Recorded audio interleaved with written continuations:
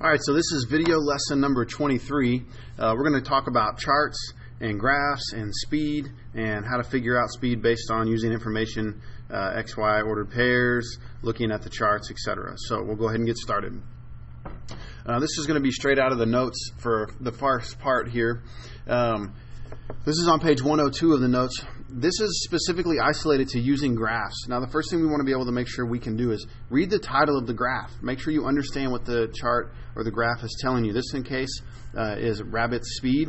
So along the x-axis, we have our time in seconds, and then along our y-axis, we have our distance in meters. So what we're going to do is just walk through this, and that way hopefully it can clear some things up. I know some people are still having some struggles on this.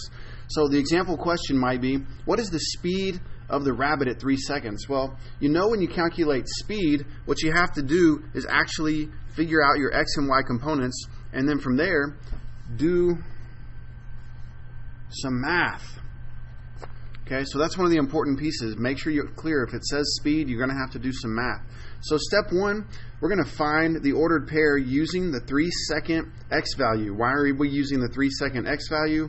Because the question asked, what is the speed of the rabbit at 3 seconds? So we need the 3-second x value. So we're going to look up here at our graph. We have 0, 1, 2.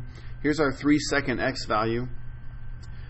Went ahead and put a little bit of line there to get up to our line for the data information. Then we're going to find our graph ordered pair. So in this case, it is 3 for our x and 6 for our y component. So now we have our ordered pair. What we're going to do is take that information, we're going to plug that in for step 2.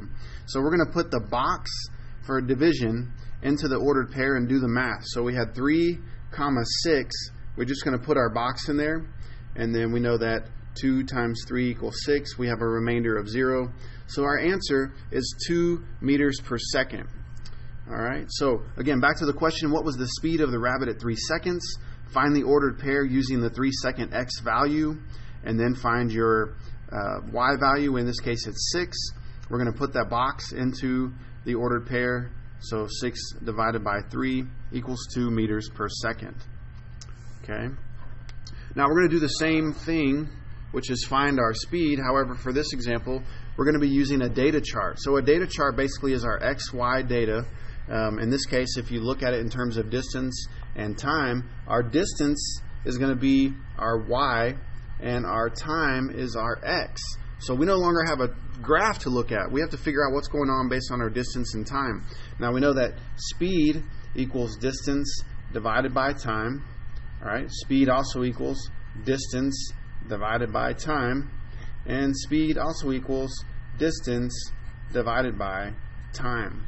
So what we're going to do in this case is follow our example question, and it says, what was the speed of the rabbit at the 5-second mark?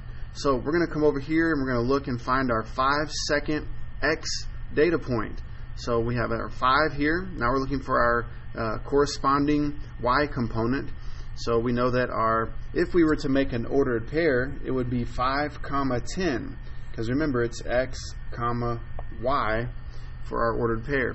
So we're going to find the 5-second data, which we did. We're going to put the distance into the box. Why are we putting the distance into the box? Well, the distance is our y component. So 5 and 10, we put a box around our 10. Step 2 is just to do the math.